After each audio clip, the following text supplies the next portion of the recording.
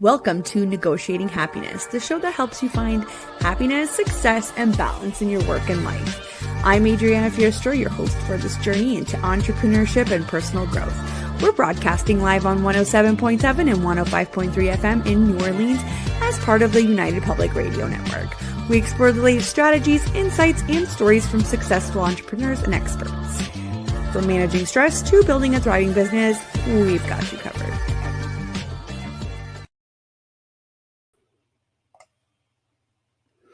Good afternoon, everyone. This is your host, Adriana, and we are live on 107.7 and 105.3 FM in the beautiful city of New Orleans. We are here today, November the 18th. I can't believe it is almost the end of the year. It is 1 p.m. Eastern Standard, so grab your coffee, grab your lunch. You are listening to Negotiating Happiness, and I'm here today with Andrea from the Balance Bliss. Hello, Andrea. Hi, I'm so excited to be here hanging out with you for this hour and everyone else who is joining us for the chat. Amazing. Yes. So everybody, we are live. So send in your questions and comments. I can see most of our streaming platforms on here. If you are on Instagram, still send them in. I will read them out. I just can't put them up on the screen. We'd love to hear from you, even if you want to just say hello. Let me do a quick little intro. So we are here today with Andrea, as we said. And so who is Andrea? If you guys don't know her, she is a transformation coach and speaker, a podcast host, and a 3 times published author. With a wealth of experience spanning over a decade, Andrea has dedicated her career to coaching and uplifting individuals on their journeys to wellness and happiness. Her expertise lies in assisting people recognize and reframe the narratives they tell themselves regarding their capabilities. Her true calling lies in guiding individuals through transformation one step at a time. I can't wait to dive in today into our discussion because Andrea and I always have such fun conversations. You guys will see she's so easygoing. Love her. We'll dive into the whole idea of rewriting your inner narratives, what role mindset plays into your life and business, since they are connected, right? Uh-huh. And embracing holistic well-being just in order to thrive as our authentic selves, just to be us, right? Yes. Yeah. And honestly, as you're reading that bio, I'm just smiling because it's like I'm literally living my dream and life's purpose. I have always had this innate desire to help. I did that in social work before I moved into the coaching space. And so being in rooms with people, with you, with everyone who's here, in any conversation where I can give nuggets, just share what's on my mind in hopes that it will help somebody else on their journey is I could do that all day. You're going to have to get me off this mic. But that's good. It means you've got passion, and that's what we want. We want passion. We want people that know what they're talking about and that care about the type of content that they're putting out there, right? We just consume so much of it that I find that it's just too much. It is too much. And I think that that's okay, so if I'm thinking about why I do the work that I do, part of why I like to show up and share in the way that I do is because there is so much information out there. And we are being given this information from a very young age in many, many, many different ways, right? As kids, We're listening to our parents. There's things we hear on TV. We innately learn about the world around us and how we should be in that world from exterior conditions. Then you get into social media, and I was around when social media didn't exist, and now I'm around when it does exist. So even seeing how much more information is available and we're being inundated with all the time, it can be so hard to sift through that and look at what your own inner dialogue is and what you're saying to yourself and what's true, what's not, what should I believe? It's overwhelming. No, it is. And it's also very hard to not listen to whatever it is that you're hearing and consuming and not form this really, I would say it's an unhealthy idea of how everybody else is living or how everybody else does their own thing. And it's not, even the smartest people are fall victim to this, right? Because it's just how our brain works. Whatever we see, whatever we visualize revolves around our personal experiences, right? So I am so excited to talk to you about this because a lot of us have these internal biases, I think, that need to just go, right? They Yeah. limit us Well, or they make us feel small. They just need to go. yeah, and we all have like thousands and thousands of thoughts in a day, and we all have Yes. negative self-talk as well. I think that we look at other people on the outside, even coaches or mentors or others who on the outside seemingly we're like, oh my gosh, it looks like they have it all together. Like, why don't I? And the reality is we all have negative internal dialogue that comes along with those thoughts that we have in a day.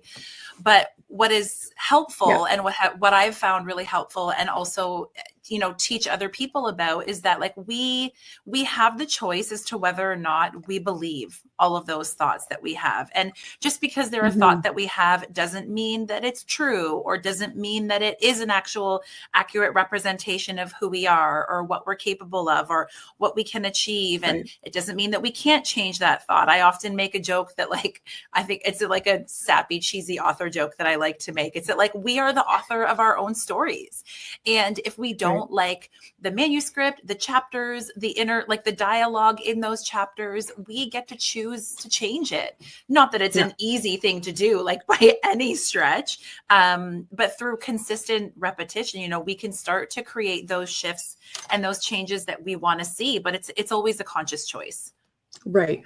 Right. So how do we get to that point, right? So we often forget that we are not at the point where we can recognize those behaviors or those patterns because it involves thinking about our thinking, which is funny to say, right? So how do we get there? How do you consciously, get to that point where everyone's like, okay, I get it.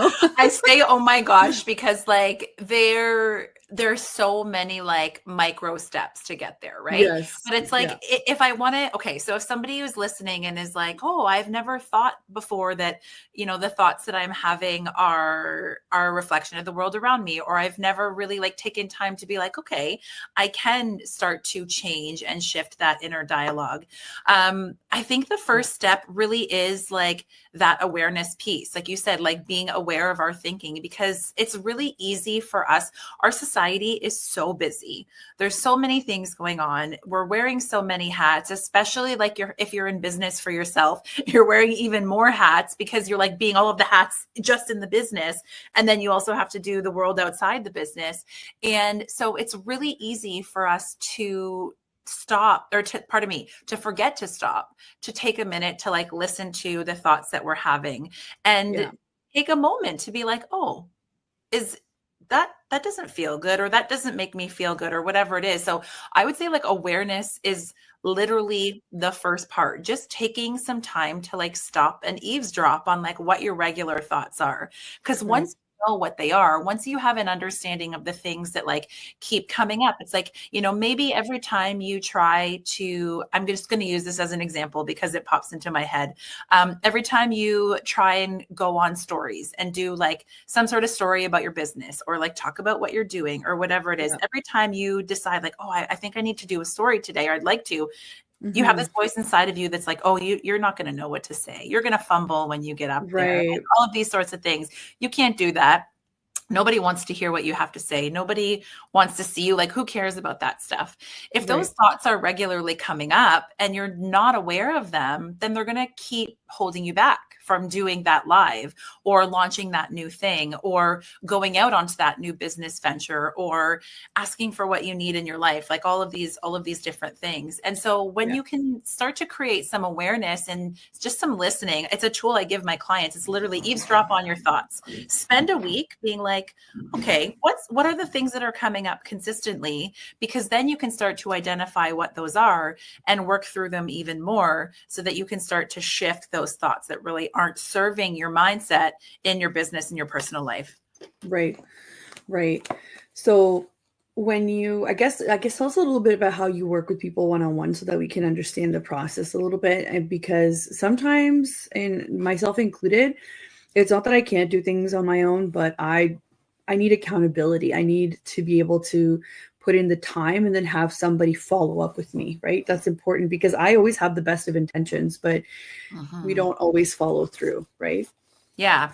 Well, we all have the best of intentions, and it's hard to follow through. It's not that we don't do it. It's hard to, because we're pushing back against our brain's programming and the way our bodies are designed, which is for our thoughts and our habits to not be something that we have to consciously think about, right? It's just like those are Right. supposed to be things that automatically happen. So when we're trying to push against things that are supposed to automatically happen, like that does take accountability and consistency. But let me back up to like how I work with people, and like how I even got into this space Yes. of like Yes. mindset and coaching.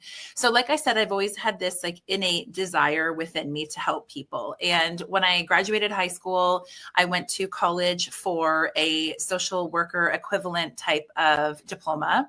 And then Mm-hmm. I graduated, and then I went on to work frontline for over 10 years.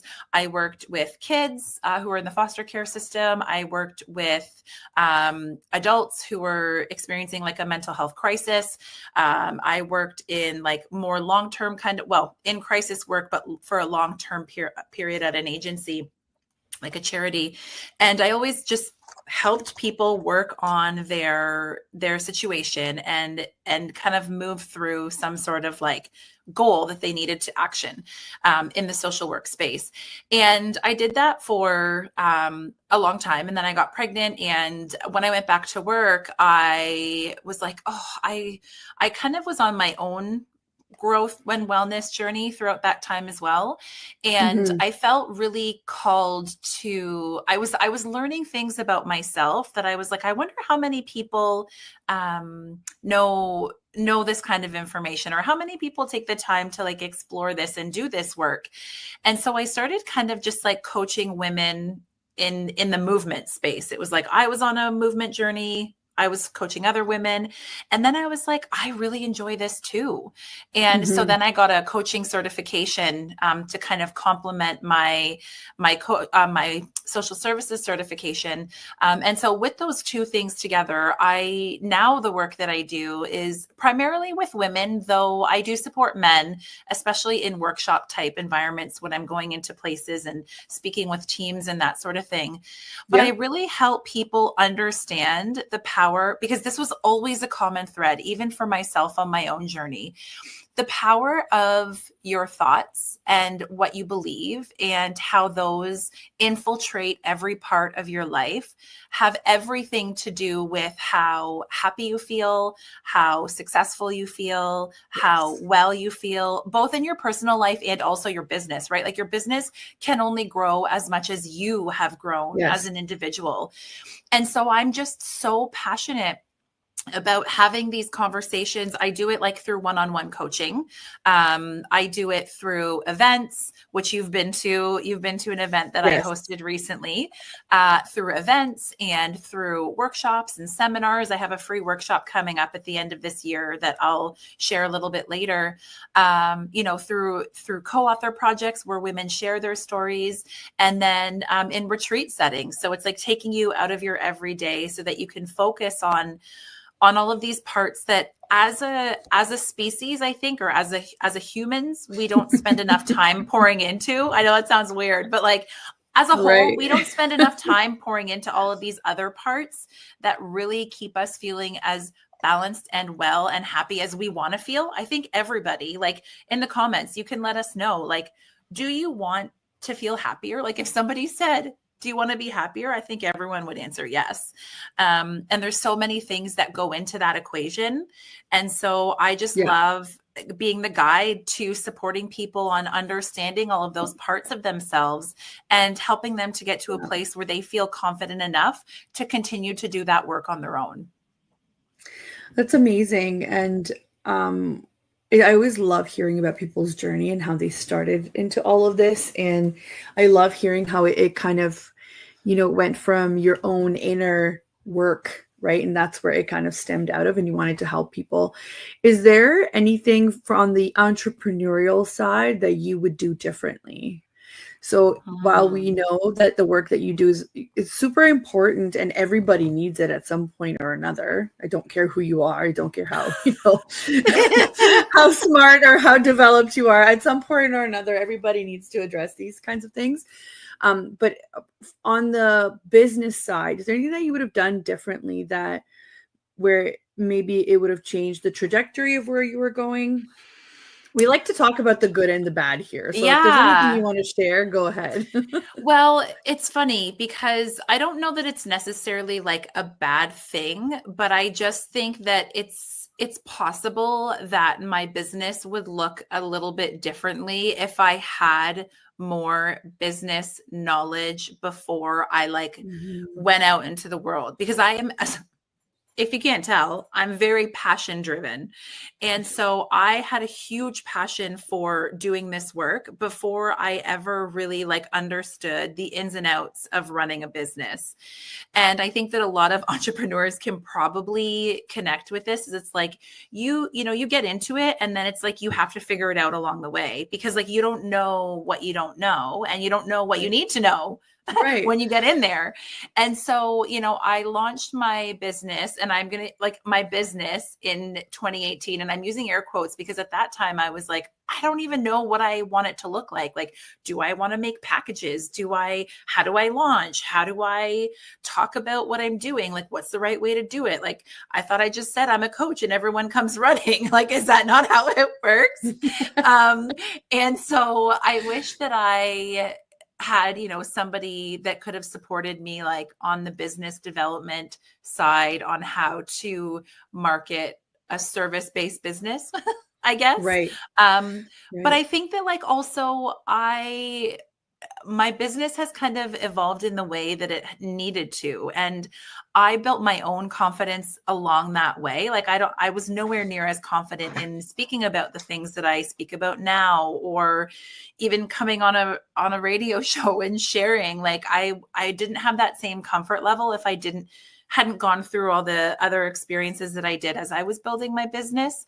Yeah. But yeah, that's kind of how I would say that I wish I could have done things Yeah. differently. But Yeah. That's 100% okay when, we have talked about failure and we have talked about how to analyze and how to learn from it. So I think that without failure, you're not progressing fast enough. Like if you're waiting for something to be 100% ready, you're not mhm. doing it the right way because you're wasting time, or nothing's going to be 100% perfect for you, right? And then you're also not giving yourself the opportunity to see it, because it might surprise you, right? People might respond very differently. You're looking at it from being inside of it, and everybody else that's receiving this offer, this whatever it is that you're putting out, is the on the outside, right? So that's a really good reflection. And I don't think whenever I ask this question, it's not about regrets. It's more about what were the other options, right? Or Yeah.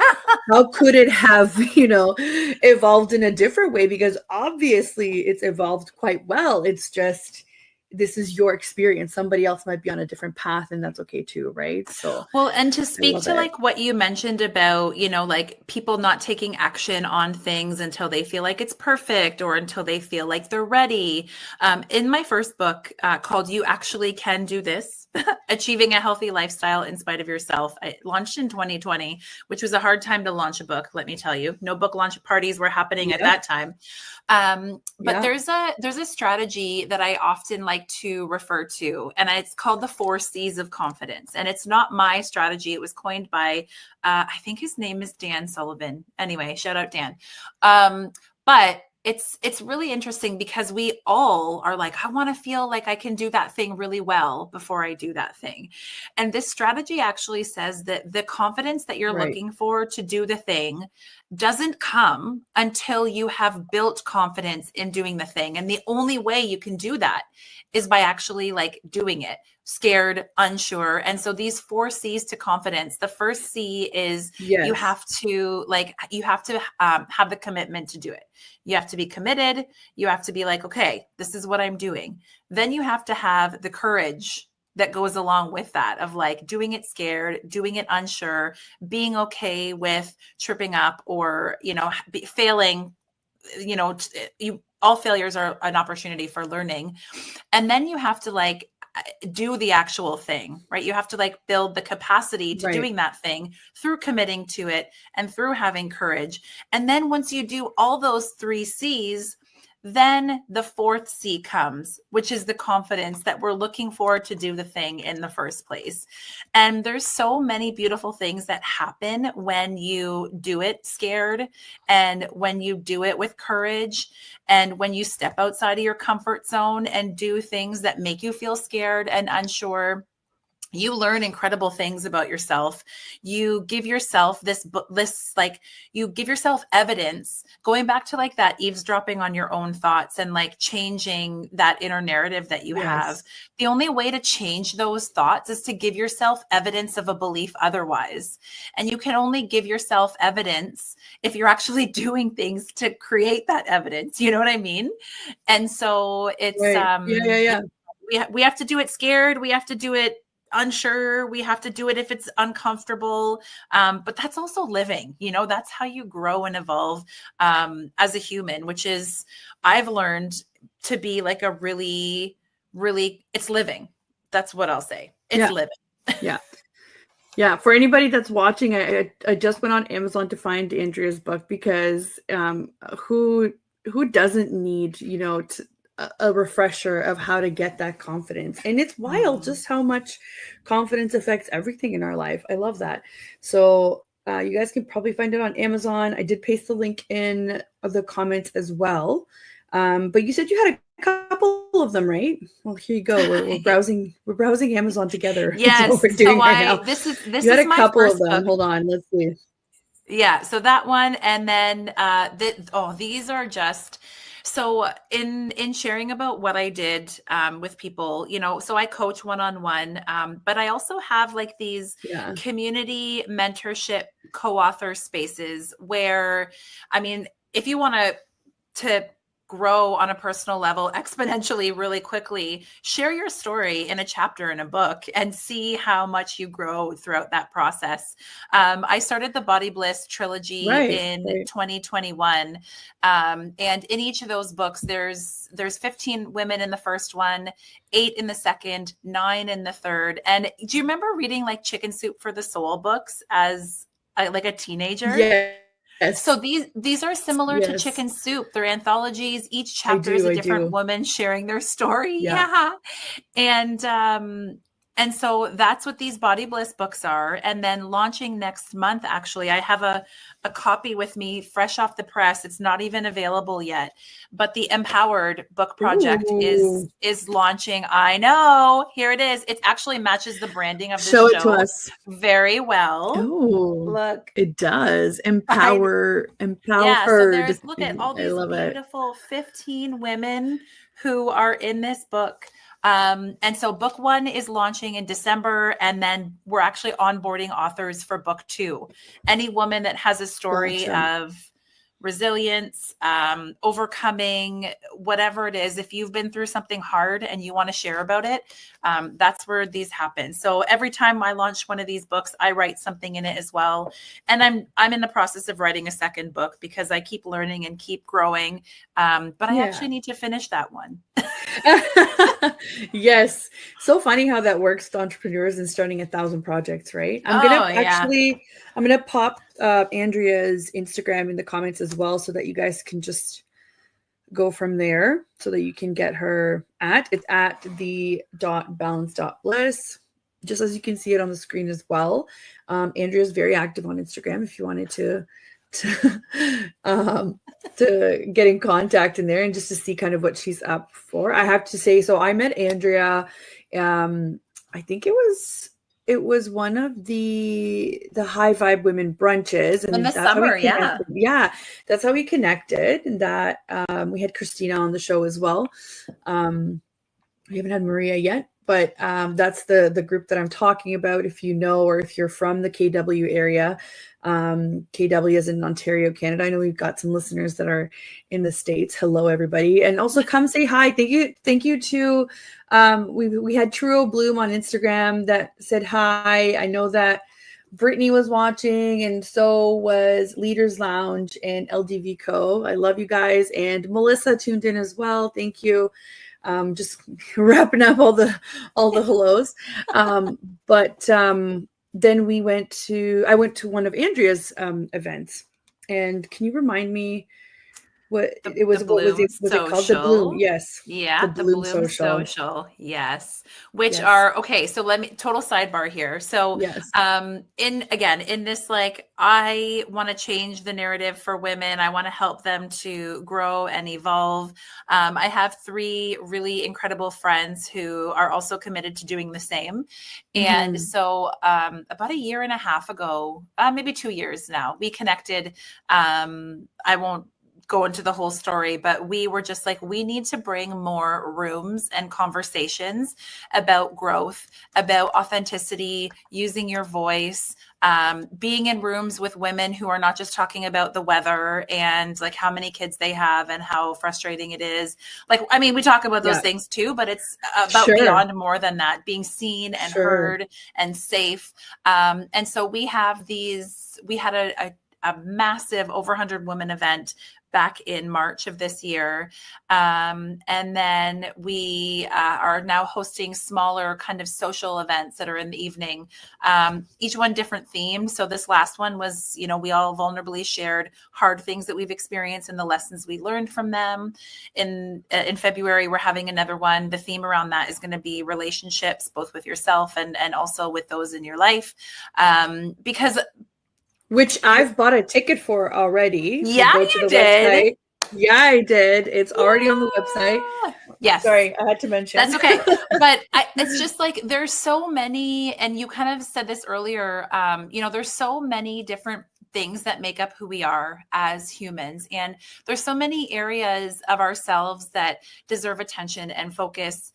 And when we are busy and when we haven't been used to pouring into those areas or having those types of conversations, being in those rooms and spaces, I mean, we don't know what we don't know, and it can be a bit overwhelming. And so we just want to create spaces for women to just come and talk about things differently. Because we're all meant to be heard and seen, and we're all worthy and valuable. And so that is like the common thread between all of the things that we do. And that's kind of what brought us together. But yeah, I love these kinds of conversations that just give us nuggets to think differently. It was very good. I mean, obviously we were in a room full of women. I don't know the numbers. It wasn't like it was a 10-person. No, there was 60. There were 60 women there. Yeah, so plus our camera crew of men who just like love what we're talking about too. Yes, it was really funny. I saw a couple of glances between them, and I'm just like, oh, this is hilarious that you're just, you know, here with 60 women. But I have to say, it did feel personal, right? Because people were sharing, and I think I was trying to do too many things. Again, wearing all the hats, I was like, let's take some content. Let's, you know, do I take this shot? Do I do this? But then when I was listening, I think I was almost afraid a little bit of going too far in, because then I can't control what's happening with my eyes. So I was like, all right. Which is a good thing. It's a good thing, right? But it's just a very different kind of networking, or very different kind of event. I really enjoyed it. So I am going to the one in February as well.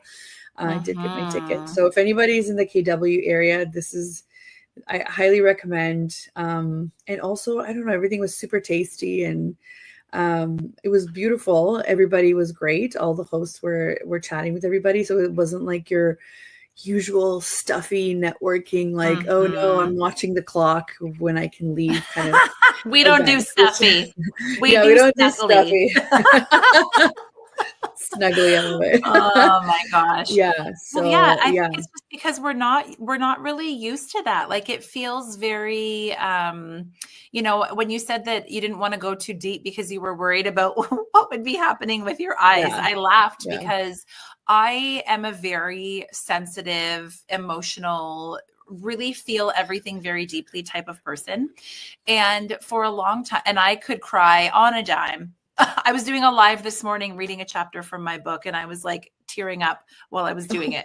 Yeah. I could cry on a dime. And for a long time, I felt like that there was something wrong with me, that I was like weak because I couldn't control my emotions. And, you know, that if I was to talk about something and I was going to be crying or get emotional, that people would be like, what are you doing? Like, why are you crying over there? Right. Right. But in these spaces, you know, when we had our huge event in March, we like bought Kleenex for everyone and put them on their chair and was like, listen, we invite you to actually lean into and feel your emotions. I think that this is why I shouldn't say I think. My suspicion is that this is why, you know, a lot of us will just kind of, we're like, okay, this thing happened to me, this hard thing, or I feel some emotions about it, but I'm like not going to sit with it. I'm just going to move on to the next thing. Like I don't have time to be sad, or I don't have time to be happy or celebrate ourselves. Like we experience this entire range of emotions as humans that Yeah. we only allow ourselves to feel like half of them. Right. And so when we take some time to sit with that and let them flow and not push them away, it's just another way that we can honor ourselves in this human experience that we're having, to just like let them out. And so, but we're not Yeah. used to that. We're not used to being like celebrated for crying, or we're not used to like being given permission to let it out. Especially not in business. Like if you think in the traditional sense, you know, crying doesn't belong in business. So it's something that I think a lot of women feel that it's natural, and we understand that it's a release, but it's like you're in business, you're potentially around people who you could network with, and it's not, maybe they think it's not appropriate to just start crying or whatever. But I think what from what you're saying, right? We just need to kind of be human first, and then everything else comes to you. And I do believe that with business as well. So even if we make connections, like I don't go to a networking event to be like, here are what my packages are. That never happens. It's more of like, do I like your vibe? What can we connect on? And I have to tell you that almost every single networking event that I've been to in person, I've walked away not immediately, or sometimes immediately, but not immediately. I've walked away with the project, whether it happened after a week or, you know, a month or 2 or 4 or 5 or 6 months. It's happened because you put that, you know, you put your human side first, and people can connect with Mhm. that, and people can say, I can trust you. I can understand the value that you bring. So maybe I do want to work with you. So whenever you're thinking, hey, you know, crying does not belong in the business um, area, I think you need to, I think the better question is, you know, when, or like when do we make time for that? Because it has to exist. It doesn't just disappear. Like you said, you're not just suppressing it. It has to come out at some point. Like obviously don't cry when you're like closing a deal with your client, but Cry after. yeah, cry after. But you have to let that out in a positive way at some point, or else we maybe go the other way and it's negative, right? Yeah, I like what you Yeah. said though, that like we are humans first, because we are Yeah. humans first. And Mhm. when we're Mhm. not acknowledging that, one, in a room with other humans, you know, if we're really just there so like business Yeah. focused, you know, it's Yeah. like, yeah, okay, sure, you can't measure in the moment an ROI on like human connection, for example, but there's so Sure. many Sure. long-term benefits and results from that. But also like on an individual personal level, like if we don't acknowledge that we are humans first and owners, founders of our businesses second, I think that we're doing Mhm. ourselves a really big disservice. You know, like, okay, so the example that I'm thinking of is like stress management and resting, because I think that like managing stress, and stress does come with being in business for yourself,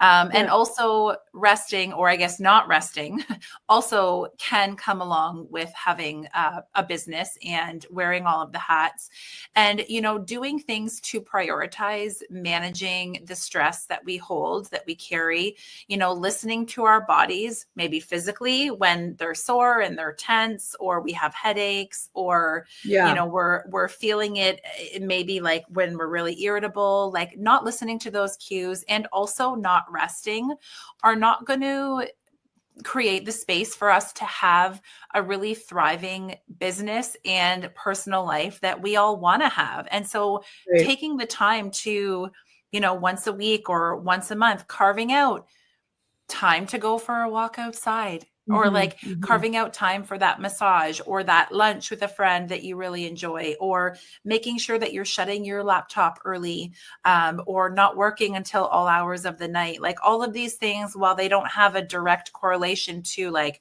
what's the return on that investment, but they actually are so valuable when it comes to being in business, because you are your biggest asset. We talk Yes. about assets and we talk about like, all those business terms that I didn't know when I started my business. But like you are your biggest asset when it comes to whatever endeavor that you're on. And if you're not taking time to prioritize and pour into that resource, then the castle will crumble if you're not building up the Yes. foundation.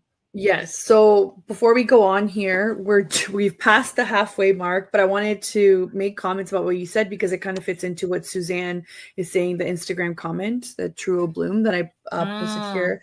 Mm-hmm. Yeah.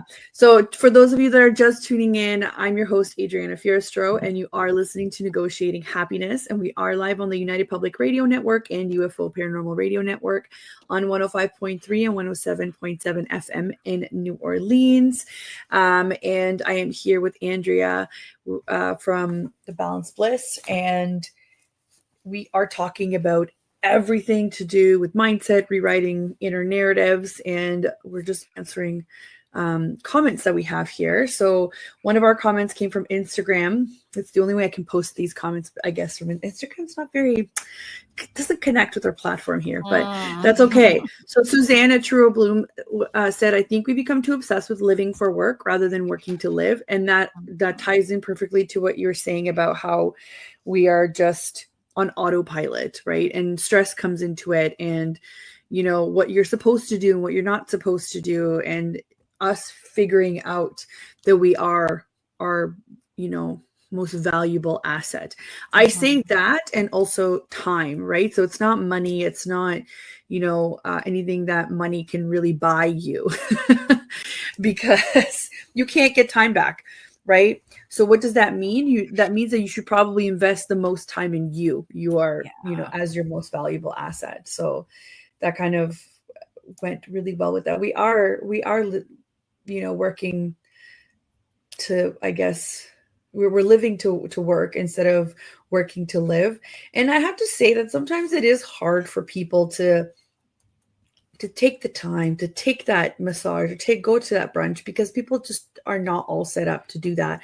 They don't have maybe some of those privileges, especially with time or money, but if you can do little things for yourself that make you feel alive, that's what you should do. And typically at the end of the show is where, when I ask my guests, like, what makes you happy? Like, what do you do for yourself? Like, I don't want to hear that you love helping people, because of course that's why you're here. That's why you have your business. And I don't want to hear that, your kids are your everything, because of course they are. We know this, right? Like, I want to know what do you do for yourself that literally kind of checks that box for you to say, I am now recharged and I'm ready to go for another round of this just to make it better. Okay. Can I answer that question? Yes, this is where Okay. it's for you. And It's for you. oh, it is for me. Okay, cool. Yeah. And everybody listening too. But Yeah. so Yeah. last year, around this time, I would say it was September-ish, my oldest daughter went back to school and my younger one was in daycare. And I think I had spent so much time just like doing that I experienced like a significant burnout. And I was just completely depleted. And instead of being like, oh, this is great, like my kids are not here anymore, I can just pour into my business, I felt like I had, like, I was Nothing. in the red. I was Yeah. in the red. And I had to make the decision to delete a lot of things off of my plate in order to be able to pour back into myself. One of them being my podcast that I had for 3 years, but I was just like, I don't have the capacity for this anymore. One day I'll pick it back up because I love to talk, in case you don't know, in case you couldn't tell. But I really, like, there were things that I was doing, like I was working every night, like into the evening. I wasn't like spending any time doing things that like just made me happy because there was no time for that. Right. And what I realized was that I needed to stop. For me, I needed to stop giving up my evenings, and I needed to like save those to do things that were just for Andrea. Because again, outside of our business, we are people, and that human needs to be poured into as well. So going back to the question of like, what makes you happy? What brings you joy? There's a few things that I have now taken up, hobbies, we'll call them, that I'm not going to try and sell on Etsy, that I'm not going to like try and turn into a business, that Right. they're literally things that I do just for me that make me happy just because. One of them is making bracelets. You can see I bead with like polymer clay, just get them off of Amazon. And I just like make beads and bracelets for fun. I make them for other people. I just make them for myself because it makes me feel happy. And I also have really taken up like sticker booking. So I like bought stickers, and I bought like a book that you can take, like they're like reusable pages where you can pull the stickers back off. And I will just sit at night and I will just like organize my stickers and I will make bracelets or whatever it is. And that seemingly small childish task, which some people might call it childish, but I believe that we've gotten so far away from doing things that just bring us joy. You know, we're told to grow up and we can't be silly. You know, we need to be productive, human, grown adults. But these things are just so simple and they bring me such joy. And in an effort to prevent being burnt out again, because quite frankly, it effing sucked really bad. I've now acknowledged that like these are the small things that I need to create time and space for that make me happy. And you said this earlier, and I want to just highlight it again because I think it's really important. And we often, I know I've been guilty of this, is it's like, okay, I want to make a change in my life and I want to feel better. So I'm going to overhaul everything and that's going to solve things. But it's it's taking on way too much if you try and carve out a week, or if you try and like redo everything or restructure everything that you're doing in your life.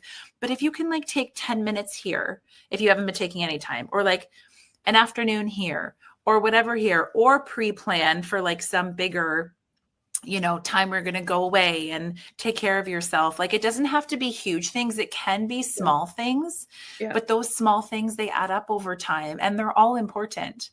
Right. One, I don't think they're childish.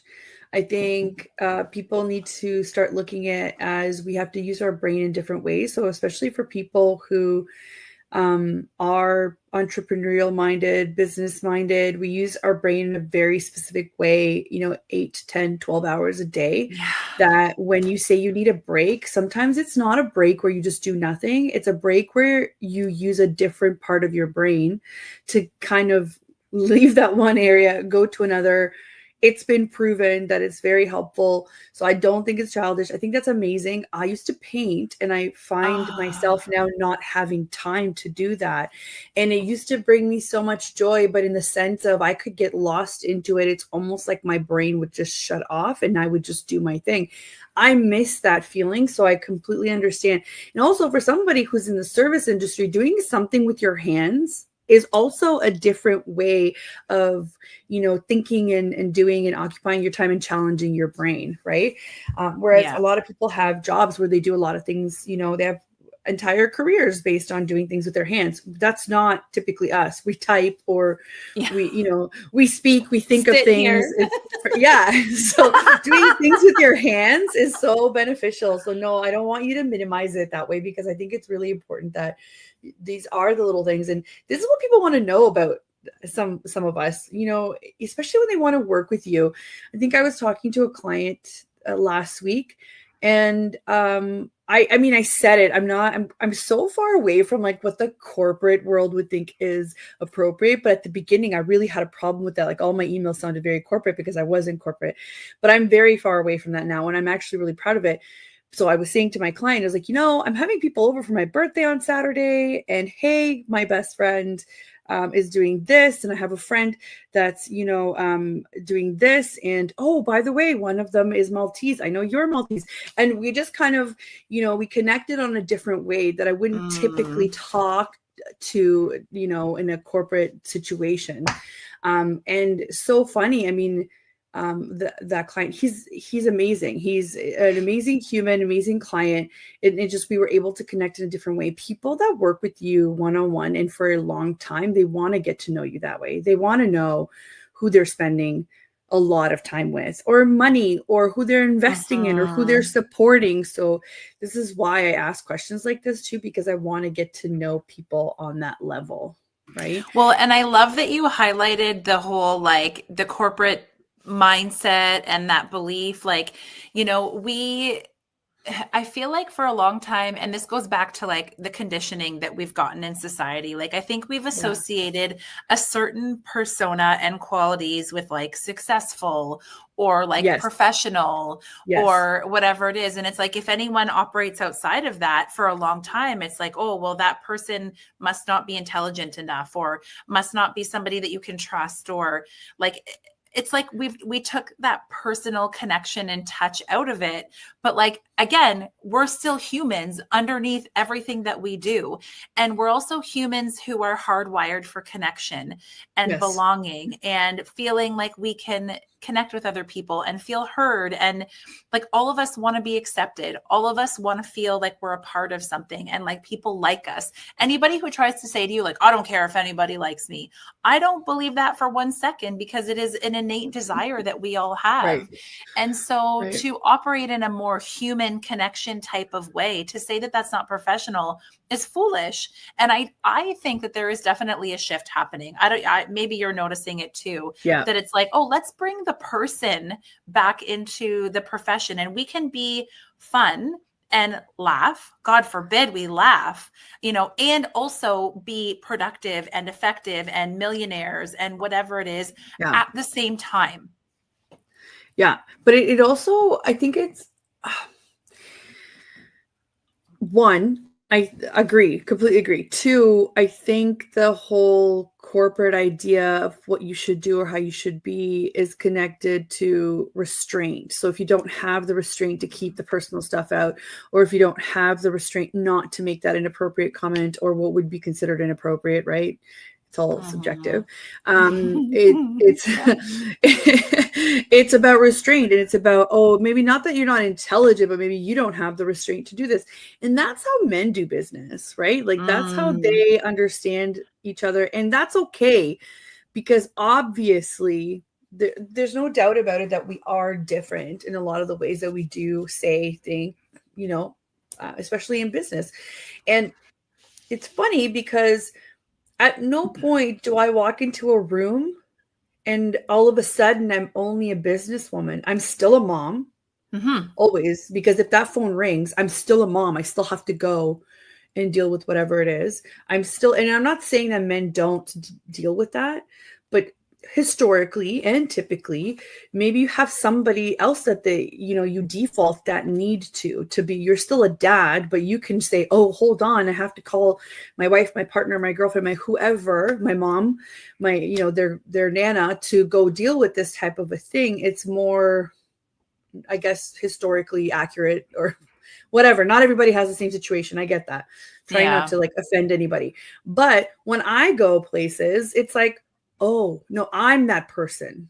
I'm that person that still has to go do that. Even if you're not a mom, even if it's a pet, even if it's, somebody you're taking care of, even if it's your other things. And I think that women are they don't fight that. They accept it, they deal with it, and they say, I don't have a choice. So I'm always going to be a businesswoman, a mom, a caregiver, XYZ. Or maybe you want, I don't know, maybe you're a golfer on the side. Maybe you're, you do other things that make you happy. But I feel like women are way more accepting of the fact that they have these multiple roles that they have to fulfill.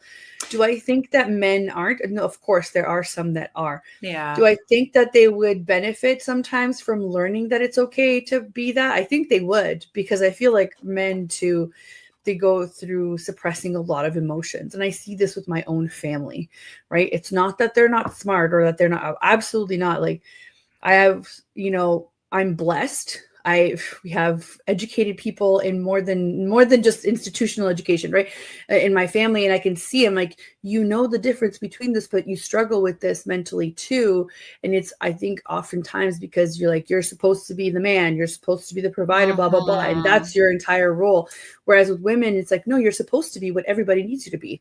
Right. I think if there was a little bit of balance, it would work out a little better. Yeah. And I think that like this feels like a really good time to just remind everyone who's listening, especially if you are a woman, is that is why it is so important to carve and prioritize you, like you as a human person who has needs and wants and desires and, that has value in society. Like you are just as worthy as taking that time to pour into in whatever way that means for you. So maybe it does mean starting to go to a yoga class. Maybe it does mean hiring a coach, somebody to hold you accountable to prioritizing yourself. Maybe it does mean taking that weekend away or doing whatever it is that is just for you, that lights you up, fills you up, and is really intentional with making sure that you are being taken care of so that you can pour into all of those other people and all of those other roles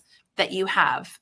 I'm just like so passionate about people, prioritizing themselves and like healing and releasing and just connecting with themselves. Yeah.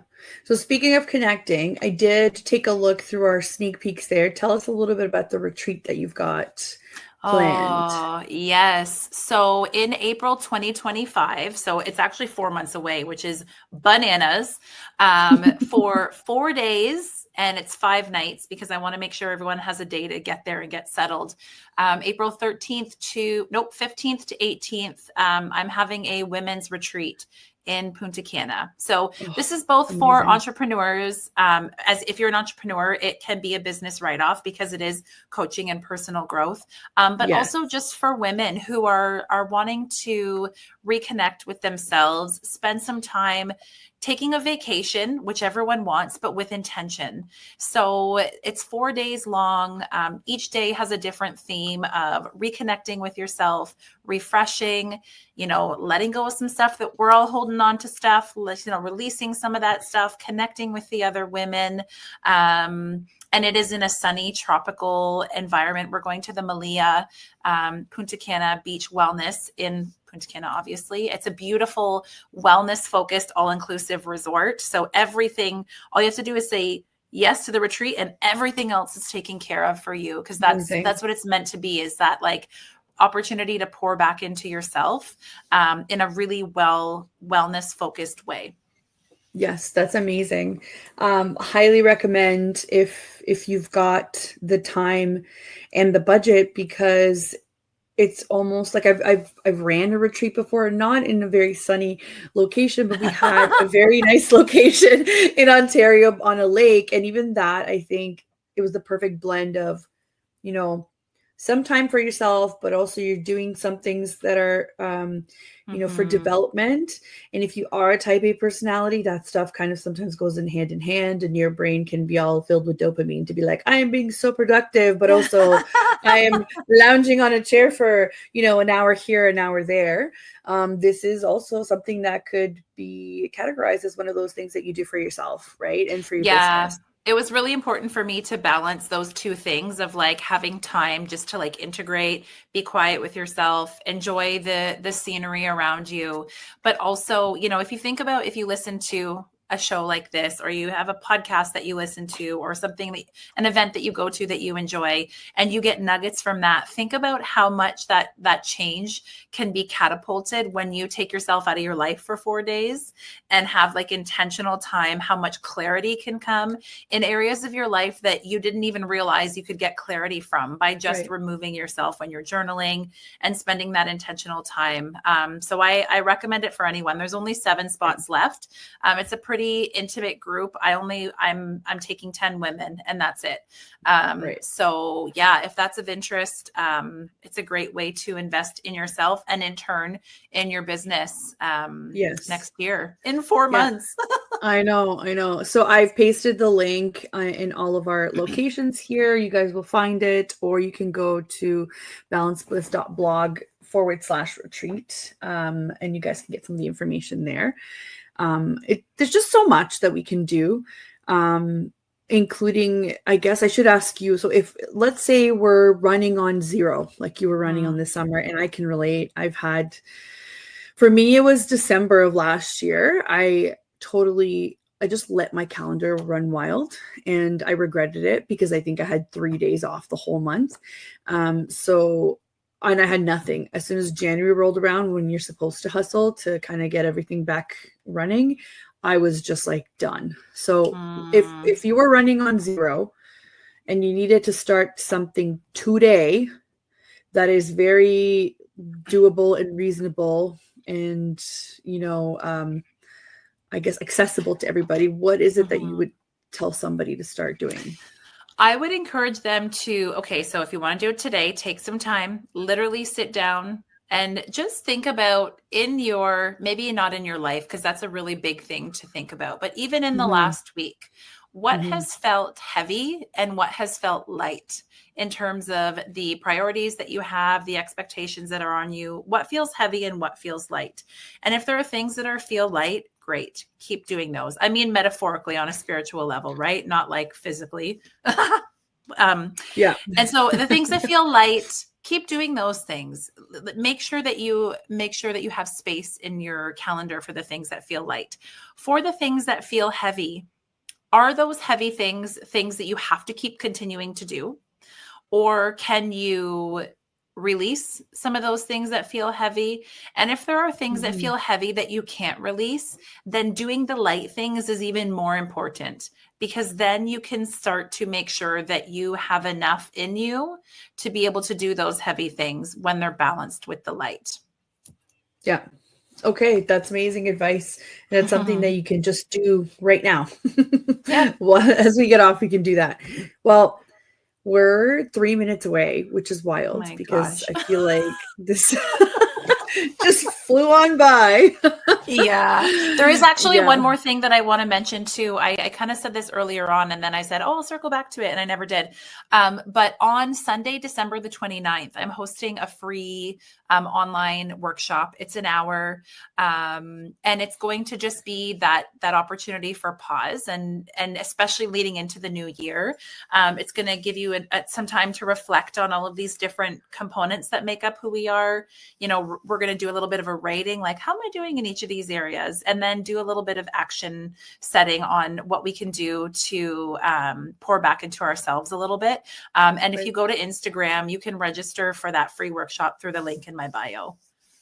Yeah, it's amazing. So it's at _balance_bliss, and you can register there through Andrea's link in bio. That's amazing. I'm going to check my calendar, see what I'm doing on the 29th. Yeah, I'm going to see what I'm doing on the 29th. Well, thank you so much to everybody that tuned in. I really enjoy seeing everybody coming and saying hello or leaving comments. Again, thanks for working with me on Instagram. Everybody that was on there, I have to usually move over back and forth. Oh, technology, right? But I appreciate how patient everybody is. Remember that a lot of these links are going to be in the comments and on whatever platform you're watching on. And it's going to, if you didn't catch it all, catch it on SoundCloud. It will be posted shortly. And thank you to the United Public Radio Network. I really appreciate the platform. And Andrea, thank you so much for taking the time to coming and educating us. I really enjoyed it, and I hope you come back later. Let me Anytime. know when you're doing when your book comes out, or before or after your retreat. Let me know, and we'll do it again. Okay, sounds fabulous. Okay. Thank you, everyone. Reach out to me, DM me. I love it. Yes, yes, Instagram. So thank you everybody for tuning into the show, and thank you to the chat room. A big thank you to Public Radio Network and UFO Paranormal Radio Network. We will see you guys next week.